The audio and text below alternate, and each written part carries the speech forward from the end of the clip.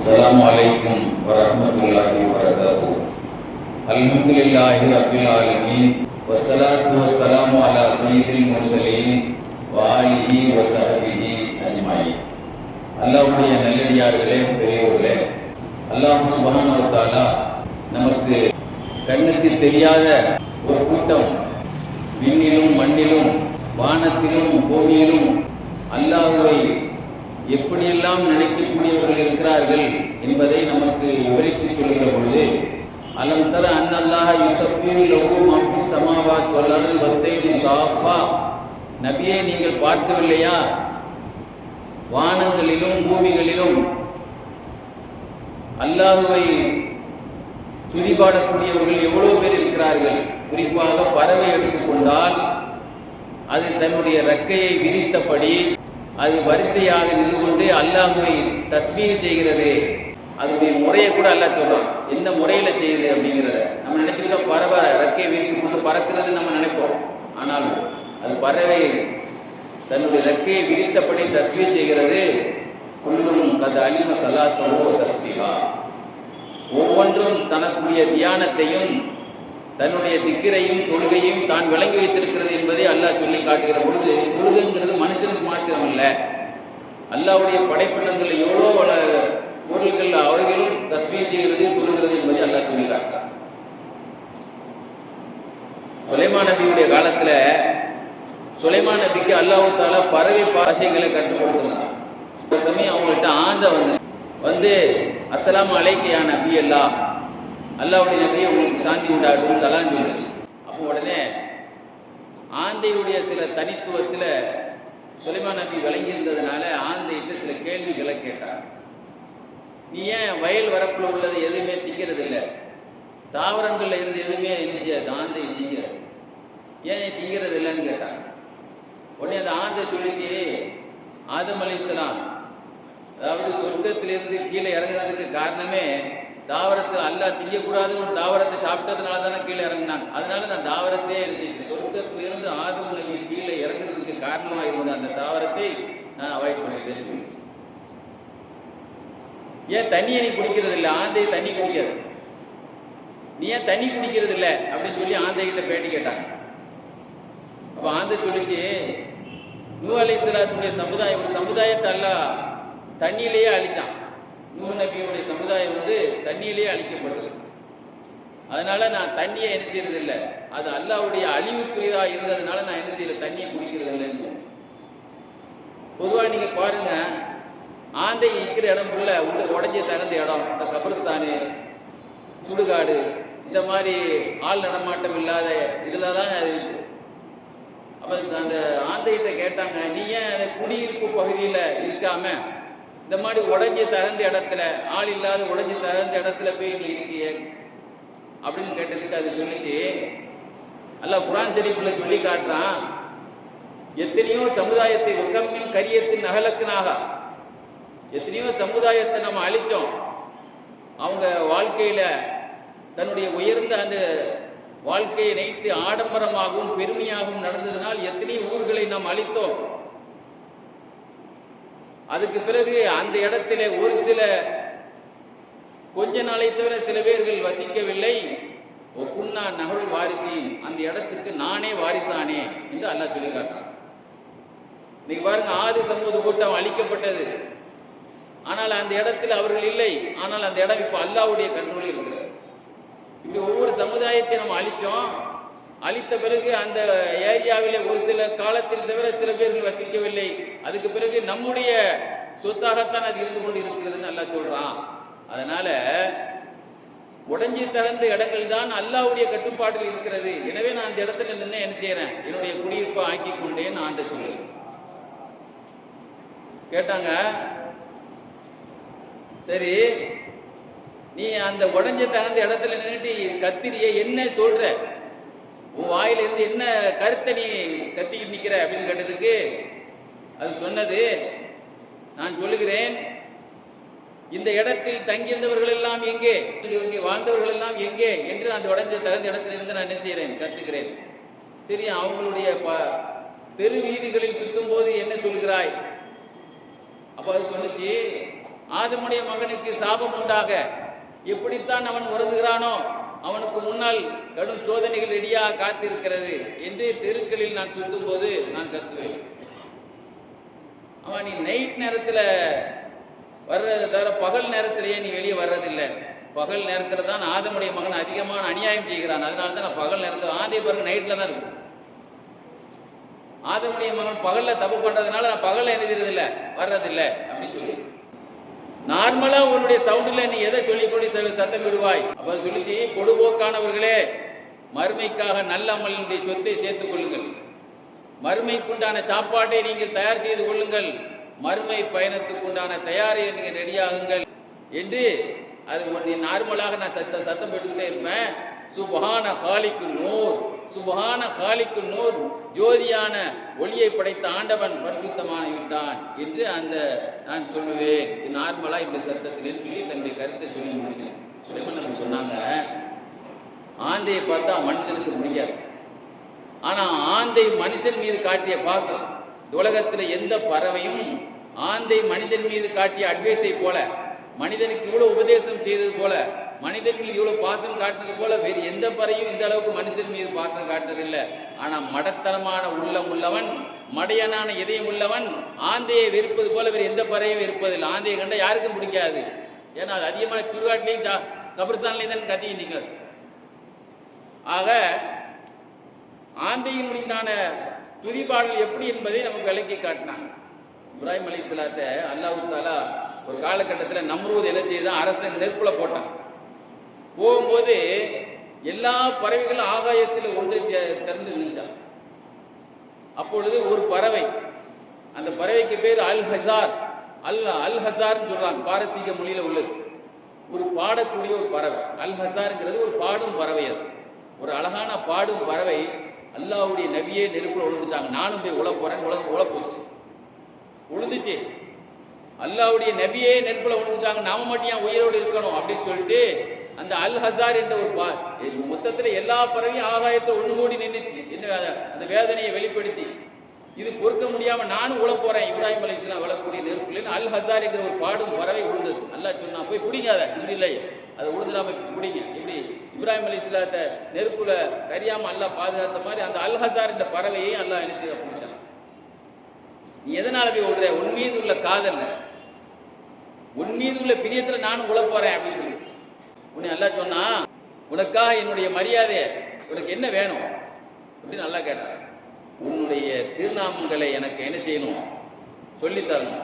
உனக்கு ஏதாவது தேவை இருக்கா அப்படின்னு கேட்டான். ஆமா, உன்னுடைய பேர்கள் எல்லாம் எனக்கு சொல்லித்தரணும் அப்படின்னு சொன்ன உடனே அல்லாஹ் தஆலா, ஏன்னா உன்னுடைய அழகான எல்லாம் குர்ஆன்ல சொல்றானே, ஒலில்லா இல்லா சும்மா சொன்னா அல்லாஹ்வுக்கு அழகான பேர்கள் எல்லாம் இருக்குதுன்னு நல்லா சொல்லி காட்டுறானே இல்லையா?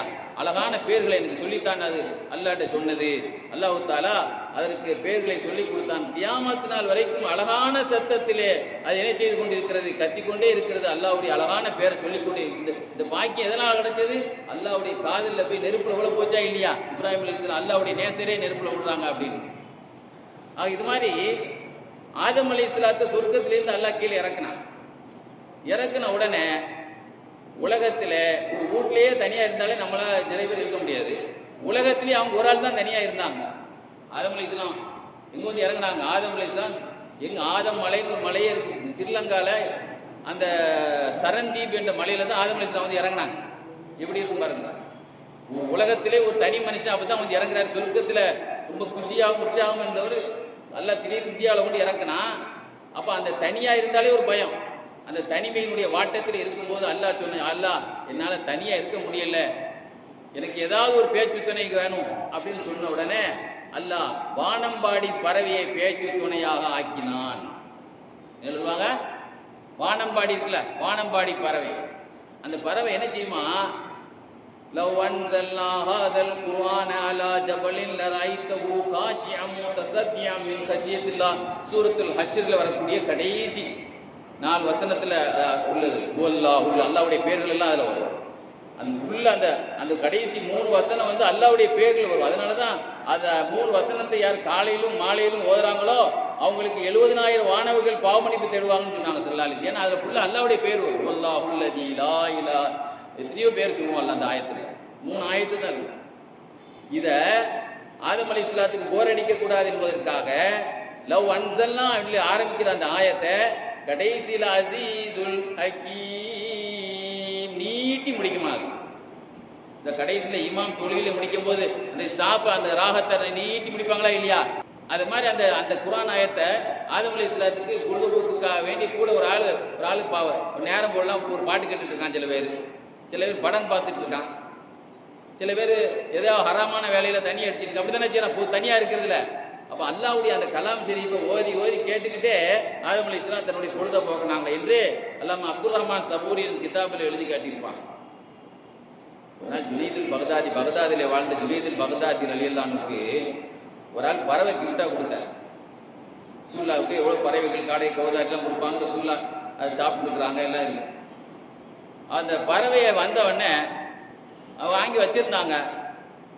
கொஞ்ச நேரம் கழிச்சு அதை என்ன செய்தாங்க, அப்படி வானத்தில் பறக்க விட்டாங்க. இப்போ எல்லாரும் கேட்டாங்க, ஏன் அதை வாங்கி அப்படி பறக்க விட்டுட்டீங்க கொஞ்ச நேரம் கழிச்சு?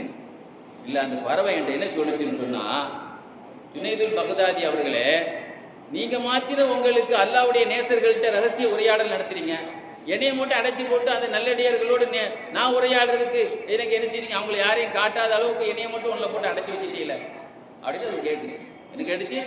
உங்களுக்கு நம்ம நண்பர்களோடு நம்ம உரையாடுறோமா இல்லையா? அல்லாஹ்வுடைய நேசரோடு உரையாடுவாங்க. ஆக நீங்கள் அல்லாஹ்வுடைய நேசரோடு நீங்கள் அல்லாஹ்வுடைய நேசர் உங்கள் நேசர்களோடு என்ன செய்றீங்க? உரையாடுறீங்க. ஆனால் எனக்கு அவங்களையே காட்டுறது இல்லை. கதவு மூடி அடைச்சி போட்டுறீங்க என்னை மாற்றினோம். ஏன்னா ஒரு கிளி கூண்டில் போட்டு அடைச்சி போட்டுருவோம்ல, அதனால தான் அதை அவுத்து விட்டேன். அந்த பறவை சொல்லிச்சான். ரெண்டாவது, ஜுனைதுல் பகதாதி அவர்களே, உலகத்திலே எந்த பறவையாக இருந்தாலும் சரி, அது என்னைக்கு தஸ்பீஹ் செய்து கொண்டே இருக்கிறதோ அந்த தஸ்பீஹ் செய்கிற வரைக்கும் எந்த வேடனுடைய பிடியிலையும் அது சிக்கவே செய்யாது. எவன் வேட்டையாடினாலும் சரி அந்த வேட்டையில் அது உள்ள பிடியில் அடங்காது. ஆனால் எப்பொழுது அது அல்லாஹ்வுடைய தஸ்பீஹை மறக்குதோ அன்னைக்கு தான் எவனுடைய ஒரு வேடனுடைய பிடியில் அது மாட்டும். நான் ஒரே ஒரு தடவை அல்லாஹ்வை மறந்தேன், உங்கள் பிடியில் வந்து மாட்டிக்கிட்டேன். நான் ஒரு தடவை மறந்ததுக்கே எனக்கு இந்த தண்டனைன்னா, இந்த உலகத்தில் எத்தனை பேர் அல்லாஹ்வை அதிகமாக மறந்துருக்கான், அவனுக்கெல்லாம் எத்தனை சிறை இருக்கு, எவ்வளவு கூண்டி இருக்கு அவனுக்கு அப்படின்னு சொல்லி அந்த பறவை சொல்லித்தான். இனிமேல் என்ன செய்ய ஒரு சத்தியம் பண்ணி தாங்க, இனிமேல் என்ன செய்ய மாட்டேன், எந்த பறவைகளையும் நான் அடைச்சி வைக்க மாட்டேன் அப்படின்னு நீங்கள் சத்தியம் பண்ணுங்க, சத்தியம் தங்க அப்படின்னு சொல்லி அந்த பறவை சொல்லித்தான். அதுக்கு பிறகு அவர்களோடு ஒரு பிரியத்தோடு பழகி அடிக்கடி அவர்களை வந்து சந்திக்கும், அவர்களோடு உணவில் சேர்ந்து உட்கார்ந்து சாப்பிடும்.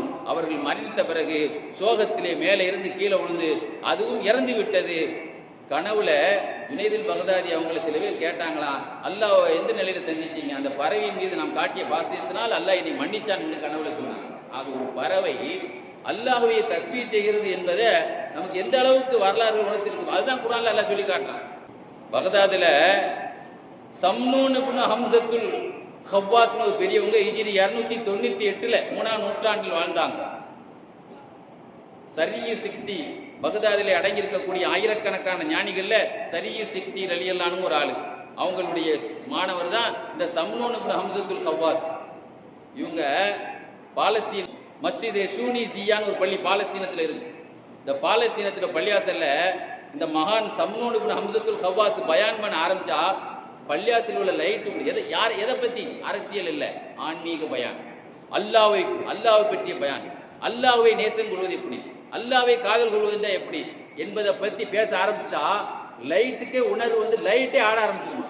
அல்லாஹ்வுடைய காதலை பற்றி பேச ஆரம்பித்த உடனே அங்கே உள்ள மஸ்ஜிதே ஷூனிசியா அந்த பாலஸ்தீன பள்ளியாசிரியர் அதை ஆட ஆரம்பிச்சிருமா. அந்த தாங்க முடியாமல் ஆடி திருச்சில ஒரு சமயம் எல்லா லைட்டும் உடஞ்சே போச்சான். ஒரு சமயம் அவங்கள்ட்ட சில பேர் சொன்னாங்க, மகான் சம்னூன் ஹவ்வாஸ் அவர்களே, அல்லாஹ்வுடைய பிரியத்தை பற்றி பயான் பண்ணுங்க, அதுக்கு தகுதியான நாள் யாருமே இங்கே இல்லையப்பா. திடீர்னு ஒரு பறவை இருந்துச்சு. ஒரு கால் இது அதுக்கு தகுதியானதாக இருக்கலாம், என்னுடைய பேச்சை கேட்கறதுக்கு இந்த பறவை தகுதி உள்ளதாக இருக்கிறதுக்கு அல்லாஹ்வுடைய காதலை பற்றி பேச ஆரம்பித்த உடனே அந்த பறவைக்கு இஷ்கு வந்துட்டு அல்லாஹ்வுடைய பிரிய வந்து தன்னுடைய அழகால வாயில் அப்படியே குத்தி கடைசி பிளட் வந்து அப்படியே துடிதுடிச்சு இறந்துச்சு. சுலைமான் அலைஹிஸ்ஸலாத்துடைய காலத்தில் ஒரு மனிதர் ஒரு 1000 ரூபாய்க்கு ஒரு பறவை வாங்கிட்டு வந்தார். நல்ல பாடக்கூடிய குயில் மாதிரி ஒரு குயில் வச்சுக்கிங்களேன், பாடக்கூடிய குயில் வாங்கிட்டு வந்தார். 1000 ரூபா கொடுத்து வாங்கிட்டு வந்தார். ஆனால் பார்க்க ரொம்ப அழகாகவும் இருக்கும், அழகாக பாடும். வாங்கிட்டு வந்தவன வீட்டில் வந்து கொஞ்சம் நேரம் கழிச்சு பாடிக்கிட்டே இருந்துச்சு. திடீர்னு ஒரு பறவை வந்து அந்த கூண்டில் வந்து ஏதோ ஒன்று கத்திட்டு போச்சு. அது வந்து கூண்டில் வந்து கத்திட்டு போனதோடு இது பாடுறது நிறுத்திடுச்சு. இல்லைடா, இது ஒரு பறவை வந்து கூண்டில் வந்து என்ன சொல்லிட்டு போச்சு, அதோடு இது பாடுறது நிறுத்திட்டேன். பாடுறதுக்காகத்தானே நம்ம அந்த குயிலை காசு கொடுத்து 1000 ரூபா கொடுத்து வாங்கிட்டு வந்துட்டு சுலைமான் நபிகிட்ட போய் கம்ப்ளைண்ட் பண்ணாங்க. சுலைமான் நபி கூப்பிட்டு சொன்னாங்க, இந்த ஆள் உடனே 1000 ரூபா கொடுத்து வாங்கியிருக்கான் அவன் எஜமான், அவனுக்குன்னு செய்ய வேண்டிய கடமை இருக்குது, நீ ஏன் பாட மாட்டேங்க? அப்போ அதை சொல்லிச்சு, என் கதை தெரியாது, நீ அந்த ஆள்கிட்ட சொல்லி கொடுங்க. அந்த பறவை வந்து நீ என்கிட்ட என்ன சொல்லி போச்சுன்னா, நான் வந்து என் பிள்ளைய விட்டுட்டேனே, எங்கள் ஊருக்கு போக முடியலையே, என் பிள்ளைய காணையிலேயே, என் பிள்ளைய தேடுதேன்னு சொல்லி என் குடும்பத்தையும் என்னுடைய நாட்டையும் நினச்சி நான் அழுதுட்டு கிடந்தேன். அதை தான் சத்தம் போட்டேன். இவன் என்ன நினச்சி என் குரல் நல்லா இருக்குன்னு என்னை ரசிச்சுட்டு இருக்கான். நான் போட்ட சத்தம் எதுக்காக வேண்டி, என்னுடைய பிள்ளையை தேடி புலம்பி, என்னுடைய பிள்ளைய என் நாட்டுக்கு போகிறதுக்காக வேண்டி புலம்பிட்டு இருந்தேன். இந்த பறவை என்ன சொல்லிச்சு, உன் குரலை ரசிச்சுட்டு இருக்கான், ஆனால் நீ என்ன சொல்ற, நாட்டுக்கு போகிறதுக்காக கத்துற, நீ கத்த கத்த உன் குரல் நல்லா இருக்கு, உள்ளே தான் வச்சு ரசிச்சுட்டு இருப்பான். நீ நாட்டுக்கு போகணும்னா வாயை பொத்துனா என்ன செய்வான், சத்தம் போடலன்னு சொல்லி சத்தம் போடாத பறவை நமக்கு தேவையில்லைன்னு அவுத்து விடுவான். அதனால ஒரு நாட்டுக்கு போகணும்னா குழம்புனா பத்தாது, நீ வாயை பொத்துனா தான் போக முடியும்னு சொல்லி, அதனால தான் நீ சொல்லி கொடுங்க. அவன் என்னுடைய அவன் உள்ளத்துலேருந்து நான் வெளியாற வரைக்கும், என்னை அவன் எனக்கு பிரியம் இல்லாமல் அவனுக்கு போகிற வரைக்கும் நான் சத்தமே போட மாட்டேன்னு சொல்லி கொடுங்க. உடனே சொன்னாங்க, இந்த மாதிரி சொல்லுப்பா அப்படின்னாங்க. சரி அவுத்து விட்டுருங்க, ரொம்ப பிரியப்பட்டு காசு கொடுத்து 1000 ரூபா கொடுத்து வாங்கிட்டு அவுத்து விட்டுருங்க, நிச்சயா அப்படின்னா அவங்க ஆறுதலுக்கா சுலைமான் நபி பெரிய உலகம் ராஜாலாங்க தான் 1000 ரூபா கையில் கொடுத்தாங்க. அதை அவுத்து விட்டாங்க. போகும்போது என்ன சொல்லி தெரியுமா, சுபஹான மன் சவ்வரணி வஃபில் கஃப்ஸி சப்பரணி வஃபில் ஹவாயி தையரணி, ஆண்டவா உனக்கே புகழனை. எப்படிப்பட்ட ஆண்டவன், ஆகாயத்திலே பறக்க வைத்த ஆண்டவன் பரிசுத்தவான், கூட்டிலே பொறுமையா வைத்திருந்தவன், கூட்டிலே பொறுமை காக்க வைத்தவன் அந்த ஆண்டவன் பரிசுத்தவான். எனக்கு அழகான தோற்றத்தை தந்தானே அந்த ஆண்டவன் பரிசுத்தமான் சொன்னாங்களா சுலைமான் அலைஹிஸ்ஸலாம். பார்த்தீங்களா, மனுஷனுக்கு நிறைய பாடம் இருக்கு, அது பொறுமையா இருந்ததுனால தான் வெளியே போச்சு. புலம்பு இருந்தால் போயிருக்கார். ஆக ஒரு மனுஷன் வாழ்க்கையில புலம்புனா சாதிக்க முடியாது, பொறுமையா இருந்தால் தான் சாதிக்கலாம். இது அமைதி காத்தமை தானே விடுதலை பண்ணான். இது புலம்பிட்டு இருந்தா அழகா ரசிச்சு கொடலை ரசிச்சு அப்படின்னு உள்ள வச்சு சிறை பிடிச்சிருப்பான். மனுஷனுக்கு ரொம்ப பாடம் இருக்கு, புலம்பாதீர் பொறுமையாயிரு. எவ்வளவு பெரிய பிரச்சனை வந்தாலும் புலம்புனா காரியத்திலிருந்து தீர்வு என்ன செய்ய முடியாது, ஆக முடியாது. ஹார்ட் அட்டாக் தான் வரும் புலம்பிக்கிட்டே இருந்தா, பிரஷர் தான் வரும், சுகர் தான் வந்துடும் புலம்பிக்கிட்டு இருந்தா அப்படின்னு சொல்லி நம்முடைய டாக்டர்கள் சொல்றாங்களா இல்லையா? இன்னைக்கு ரோம் நாட்டில் ஒரு மனிதர் ஜெயிலில் 20 வருஷம் இருந்தார். வரலாற்றில் அல்லாம திமிரி 8ஆம் நூற்றாண்டில் எழுதிய வரலாறு எழுதியிருப்பார் ஹயாத்துல் ஹயவான்ல. ஒரு சிறை கைதி, ஒரு இஸ்லாமிய கைதி ரோம் நாட்டு ஜெயிலில் 20 வருஷம் இருந்தார். இனிமேல் நம்ம குடும்பத்துக்கு எங்கே போக போகிறான்னு விரக்தியாகி நிராசையாகி தன்னுடைய இளமை பருவம் எல்லாத்தையும் சிறுபிராயத்தில் நினச்சி பார்த்து அழுதுகிட்டே இருந்தார். ஒரு நாள் ஒரு பறவை இந்த சிறைச்சாலையினுடைய அந்த சுவரில் நின்றுக்கிட்டு ஒரு துவா ஒன்று ஓதுச்சு. பறவை, ரோம் நாட்டு பறவை.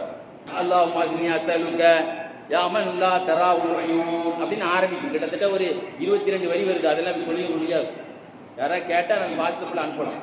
அது ஓதன பிறகு நான் என்ன செய்தேன், 3 நாள் அதை திரும்ப அந்த துவா ஓதிக்கிட்டே இருந்தேன். 3ஆவது நாள் பார்க்குறேன், எங்கள் வீட்டு மாடியில் படுத்து கிடக்கிறேன். எவ்வளோ மாசம், எவ்வளோ சுப்ஹானல்லாஹ், துவாவுடைய பவரை பார்த்தீங்களா உலகத்தில். அந்த துவாவை பாருங்க, ஒரு ஆளை அல்லாஹ் காப்பாற்றினா எப்படி காப்பாற்றிடும், ஒரு பறவையை கொண்டு வச்சு கூட அல்லாஹ் காப்பாற்றிடுவோம். பார்க்குறேன், எங்கள் வீட்டு மாடியில் படுத்து கிடக்கிறேன். எங்கள் வீட்டுக்காரங்க என் குடும்பத்துக்கு பார்த்துட்டு முதல்ல அதிர்ச்சி அடைந்தார்கள், அப்புறம் ஆனந்தத்தில் பிறந்தார்கள். என்ன அதிர்ச்சி, 20 வருஷம் ஒரு நிறம் மாறி உருவம் மாறி என்னுடைய இப்போ ஜெயிலில் இருந்தோம் எப்படி வருவான், பெரிய ராஜா மாதிரியே வருவான்.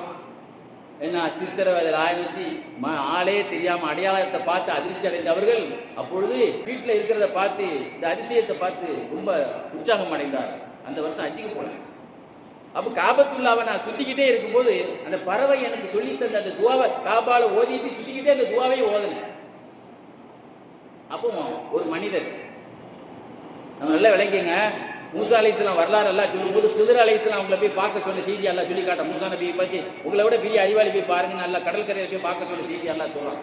உலகத்தில் வந்து எத்தனையோ வழிமார்களுடைய வரலாறு நான் ஆராய்ச்சி பண்ணியிருக்கேன், பயான் பண்ணியிருக்கிறேன். அதில் கிட்டத்தட்ட ஒரு 40% வழிமார்களை கிதிர் அலைஹிஸ்ஸலாம் சந்திச்சிருக்கிறாங்க.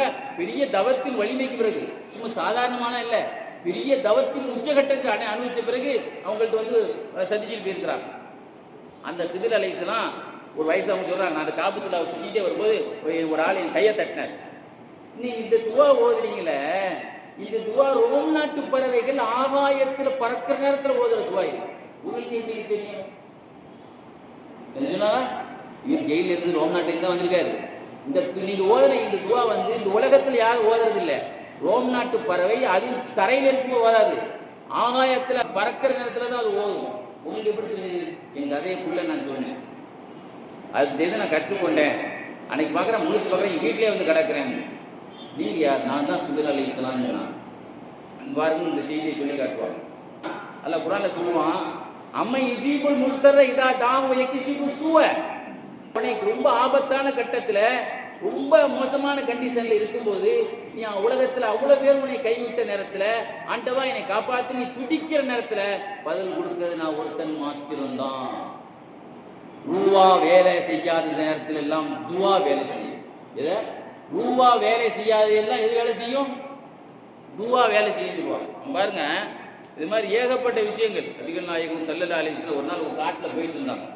ஒரு காட்டில் ரசூல் ஸல்லல்லாஹு அலைஹி வஸல்லம் போயிட்டு இருந்தாங்க. ஒரு கண்ணு தெரியாத ஒரு பறவை மரத்தை கொத்திட்டு இருந்துச்சு. அனசர் இல்லான்னு சொல்லுவாங்க. கண்ணு தெரியாத ஒரு பறவை மரத்தை கொத்திட்டு இருந்துச்சு. அப்புறம் ரசூல்லா சொன்னாங்க, அனசில்லான்னு சொன்னாங்க. அனசில்லான்ட்டு ரசூல்லா சொல்றாங்க, அனஸ் என்ன சொல்லுது தெரியுதா? என்ன சொல்லுது தெரியுதா? தெரியல நாயகமே. ஆண்டவா என்னை கண்ணு தெரியாமல் ஆக்கிட்டேன், எனக்கு பசிக்குது, நீ இறந்ததா அப்படின்னு கேட்குது. கொஞ்ச நேரம் கழிச்சு அங்கேயிருந்து ஒரு வெட்டுக்கிளி பறந்து வந்துச்சு. அது வாயை திறந்துச்சு, வாய்க்குள்ளே போச்சு. அதுக்கப்புறம் அது மரத்தை ரெண்டாவது கொத்திக்கிட்டு இருந்துச்சு. அப்பவும் சத்தம் போட்டு, இப்போ என்ன சொல்றது தெரியுதா? தெரியல நாயகமே. அல்ஹம்துலில்லாஹ், ஆண்டவா உனக்கு எல்லா புகழும். உன்னை நினைத்தவனை இறந்து கொடுக்க மறக்கலையே, உனக்கு எல்லா புகழும். சில அறிவிப்பிலே யார் அல்லாஹ் மீது நம்பிக்கை வச்சாங்களோ அவங்களுக்கு அல்லாவே போதுமானவன். மன் தவக்கல் அலல்லாஹ் போகிறது கஃபாவு, மன் தவக்கல் அலல்லாஹ் போகிறது கஃபாவு. அல்லாஹ் மீது நம்பிக்கை வச்சவனுக்கு கண்ணி தெரியாதவங்களுக்கு எப்படி அல்லாஹ் கூட சாப்பாடு கொடுக்காம பாருங்க. சுலைமான் அபூ மாலிக்கு சொல்லுவாங்க, ஒரு சமயம் நான் ஆன்மீக சுற்றுப்பயணத்தில் இருக்கும்போது அல்லாஹ் எனக்கு ஒரு பறவை எனக்கு ஒப்படைச்சான். எனக்கு ஆன்மீக சுற்றுப்பயணம் எங்கிறது இந்த மாதிரி பஸ்ல ஏறி எல்லாரும் போறதில்ல, காடு வழியாக தனியாக போவாங்க. ஆன்மீக சுற்றத்திலே நான் இருக்கும்போது ஒரு பறவை என் கூட அல்ல வசப்படுத்தி கொடுத்தான். நைட் நேரத்தில் அந்த பறவை வரும். நைட்டு என்ன செய்யும் தெரியுமா? போரடிக்காமல் இருக்கிறதுக்காக வேண்டி அது தஸ்பீஹ் செய்யும். தஸ்பீஹ் செய்யிட்டே இருக்கும். காலையில் பறக்கும்போது சுப்ஹான ரஸாக், இறந்ததுக்கு தாங்க பறவைகள் பறக்கும். சுப்ஹான ரஸாக், இப்போ எண்ணமணி போல் பரிசுத்தமாக சொல்லிட்டே பறக்கும் அப்படின்னு சொல்லி காட்டாங்க. அது மாதிரி இந்த மாதிரி பறவைகள் சொன்ன அந்த திக்ரெல்லாம் பறவைகளுக்கு மட்டுமல்ல, இந்த உலகத்திலே அத்தனை பேர்களுக்கு உண்டான மந்திரங்கள். அது பறவைகளுக்கு தனி துவா, நமக்கு தனி துவான்னு இல்லை. உலகத்தில் உள்ள அத்தனை துவாக்களும் நமக்கு தான் கொடுக்கப்பட்டிருந்தது. பறவை மூலமா அல்ல நமக்கு மெசேஜை தர்றான்.